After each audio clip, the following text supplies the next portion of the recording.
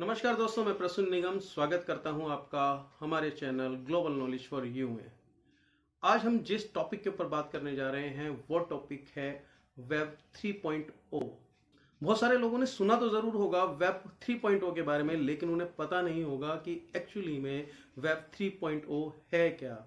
तो दोस्तों, आज के इस वीडियो के अंदर मैं आपको बताने वाला हूं वेब 3.0 के बारे में, वो सारी इंफॉर्मेशन, वो सारी चीजें, वो सारी जानकारियां, और वो भी बहुत ही आसान भाषा के अंदर, जिससे आप सभी बहुत आसानी से, यहां तक कि एक लेमैन भी बहुत आसानी से समझ जाएगा कि आखिर वेब 3.0 है क्या। वेब 3.0 को समझने के लिए हमें हिस्ट्री में 90s के दशक में जाना होगा, जब इंटरनेट की शुरुआत हुई थी। जब इंटरनेट की शुरुआत हुई थी तो उसको कम्युनिटी वाइज उसको जो नाम दिया गया था वो दिया गया था वेब 1.0।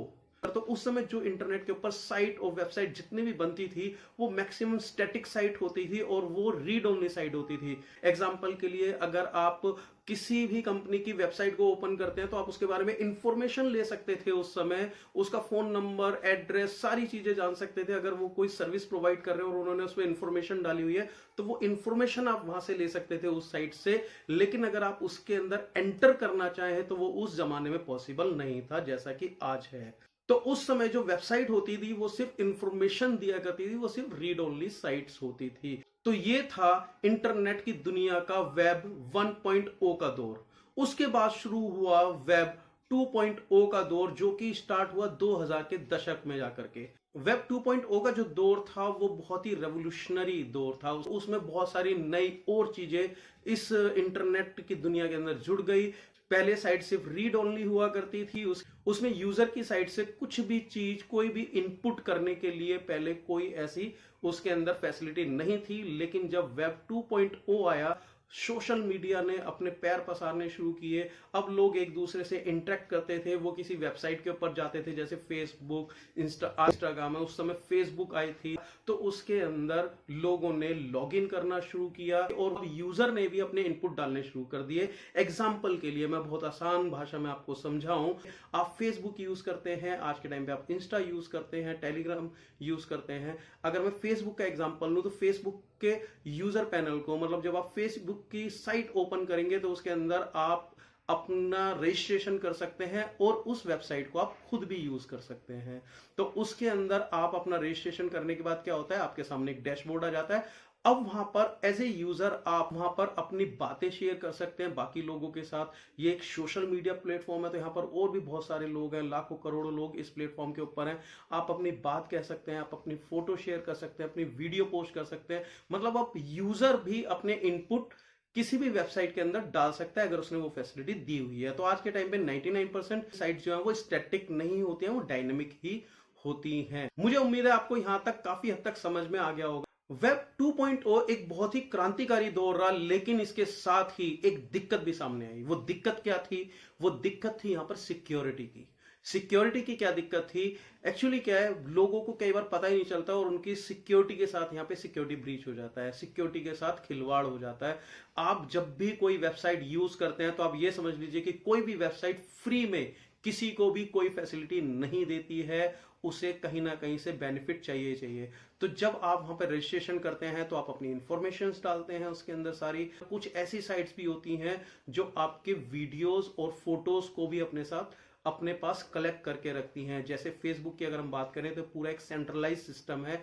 यहां पर आपने जितनी भी वीडियो डाली हुई हैं वो सारी की सारी फेसबुक के सर्वर के ऊपर सेव है। जितनी भी पोस्ट आपने डाली हुई है वो सारी की सारी फेसबुक के सर्वर के ऊपर जो है वो सेव्ड है। कहीं ना कहीं वो हमारे डेटा को, हमारे जितने भी हमने वहां पे इंफॉर्मेशन दी है उनको वहां पर वो स्टोर करके रखते हैं, जिसको वो कभी भी यूज कर सकते हैं। और आज के टाइम में मैं बताऊं तो बहुत सारी कंपनीज को ये डेटा सेल भी किया जाता है।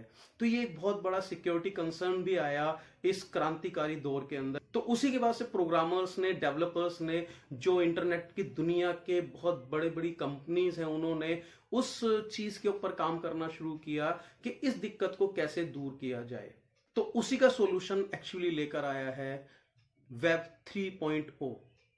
अब वेब 3.0 को समझने के लिए आपको एक छोटी सी चीज समझनी पड़ेगी। एक्चुअली अभी तक जितनी भी चीजें मैंने बताई, चाहे वो वेब 1.0 हो चाहे वेब 2.0 हो, ये दोनों ही जगह जितने भी वेबसाइट्स थी वो सारी सेंट्रलाइज थी।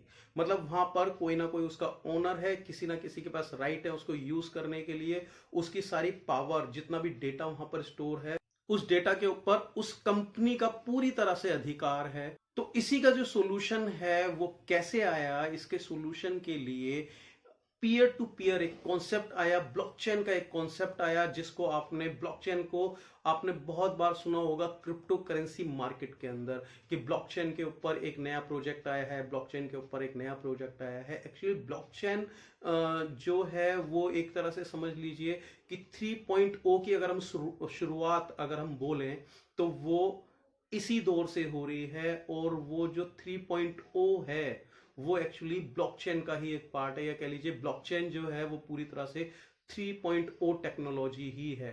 अब 2.0 में और 3.0 के अंदर जो सबसे बड़ा फर्क है वो क्या है, उसको समझना बहुत जरूरी है। वो फर्क ये है कि 3.0 के अंदर वेबसाइट्स जो आएंगी, जो नए प्रोजेक्ट्स आएंगे, वो सारे हो जाएंगे डिसेंट्रलाइज्ड। मतलब ये कि उस वेबसाइट के ऊपर किसी एक का अधिकार नहीं होगा। एग्जाम्पल के लिए हम क्रिप्टो करेंसी को लेते हैं। सबसे पहले जो लोग क्रिप्टो करेंसी के अंदर ऑलरेडी काम कर रहे हैं उनको तो पहले से ही पता है कि क्रिप्टो करेंसी पूरी तरह से एक डिसेंट्रलाइज सिस्टम है। एग्जाम्पल के लिए अगर किसी ने बिटकॉइन खरीदा है और उसने किसी वॉलेट के अंदर रखा हुआ है, डिसेंट्रलाइज वॉलेट के अंदर, तो उस बिटकॉइन के ऊपर, उस कॉइन के ऊपर उसका अधिकार है, उसके ऊपर किसी कंपनी का, किसी भी और इंसान का अधिकार नहीं है।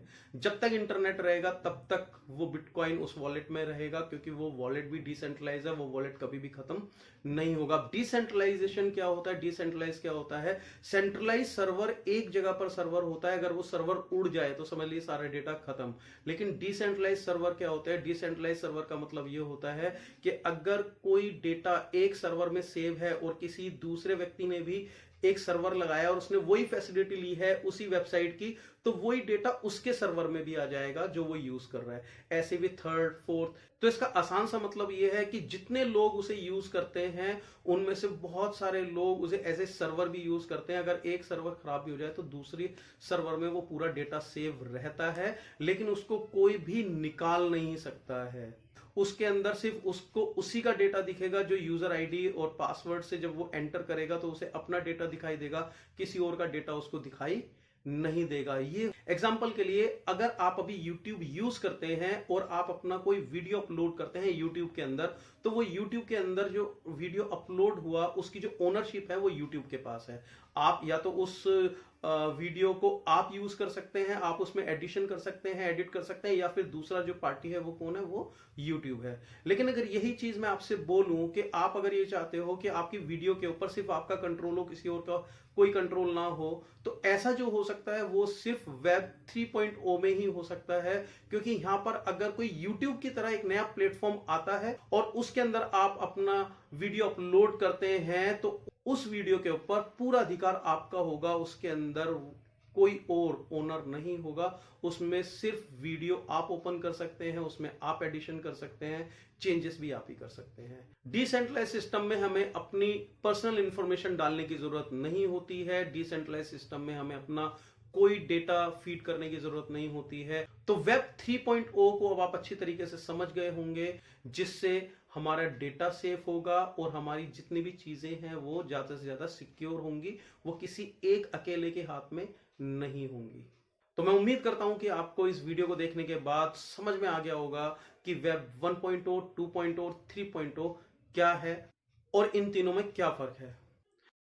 अगर आपको लगता है कि इंफॉर्मेशन आपके लिए फायदेमंद रही है, तो बस मैं यही कहना चाहूंगा कि आप हमारे इस YouTube चैनल को सब्सक्राइब करें, लाइक करें, शेयर करें। आने वाले समय में फाइनेंशियल सेक्टर से जुड़ी हुई, क्रिप्टो करेंसी और फॉरेक्स से जुड़ी हुई सारी इंफॉर्मेशन और बहुत सारी वीडियोस मैं आपके लिए लाता रहूंगा। आज के लिए इतना ही, धन्यवाद।